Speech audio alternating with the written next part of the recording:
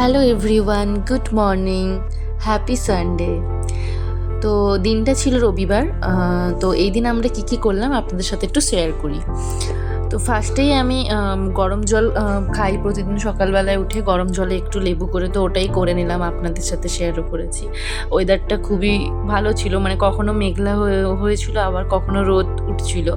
তারপরে আমরা দুজনেই ব্রাশ করে নিলাম, ব্রাশ করে আমরা বেরিয়ে গেছিলাম হচ্ছে বাজারের উদ্দেশ্যে। আমরা রেডিও হয়ে গেছি, কারণ সানডে বলে কথা, কিছু না কিছু তো খেতে হবে। আর 2 সপ্তাহ হলো আমরা প্রায় মাছ খাইনি, আর এখানে বেশিরভাগ মাছ পাওয়াও যায় না, আর পাওয়া গেলেও একটু বাজারটা দূরে, তাই জন্য আমাদের সানডে ছাড়া সময়ও হয় না।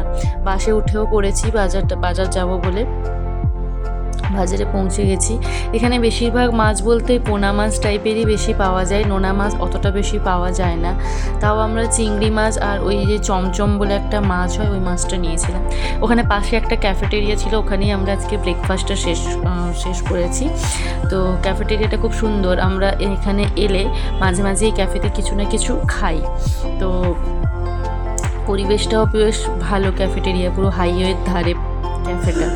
তো ওই যে আমাদের খাবার আসছে, অর্ডার দেওয়া ছিল, এখানে আগে বিলিং করতে হয়, তারপরে বিলটা দেখালে খাবারটা দেয়।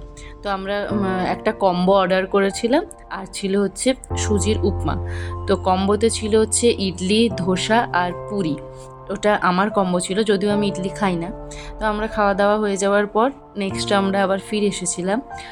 ও হ্যাঁ, আরেকটা কথা বলতে ভুলে গেলাম, সেটা হচ্ছে মাঝখানে আমরা মাটনও নিয়েছি অল্প একটু, সেটা আপনাদের সাথে দেখানো হয়নি। আর আপনাদের সাথে সবটাই দেখাবো, আগে রুমে পৌঁছে যাই, তারপরে দেখাচ্ছি যে কী মাছ নিয়ে এলাম। তো বলতে বলতে আমরা রুমও পৌঁছে গেছি। এবার সমস্ত কিছু ধুয়ে নেব ফ্রেশ করে। এই যে মাটন, এই যে চমচম মাছ, এই মাছগুলোকে যদি অন্য নাম বলে আপনারা জেনে থাকেন তাহলে জানাবেন, আর চিংড়ি মাছ। তো মাটন হবে বলে মাংসের জন্য আলুটা ভেজে নিলাম, মাছগুলোও ভেজে নিচ্ছিলাম আস্তে আস্তে। চিংড়ি মাছটাও মোটামুটি ভেজে নিলাম। চিংড়ি মাছ আজকে আর করবো না, কালকের জন্য রেখে দিয়েছি। আর এই মাছটাও তরকারি করে নিলাম, বাট রাতের জন্য। এখন শুধু মাটনটা দিয়েই ভাতটা খাবো। মাটনটা হয়েও গেছে, সিটিও পড়ে গেছে। আমি ফ্রেশ হতে চলে গেছিলাম বাথরুমে। দেন ফ্রেশ হয়ে আমরা দুপুরের লাঞ্চটা শেষ করে নিলাম। ভাত আর ছিল হচ্ছে মাটন কষা। আমার এই ভিডিওগুলি যদি ভালো লেগে থাকে তাহলে অবশ্যই লাইক, শেয়ার অ্যান্ড সাবস্ক্রাইব করবেন, এবং আমার পাশে থাকবেন। প্লিজ সাপোর্ট করবেন।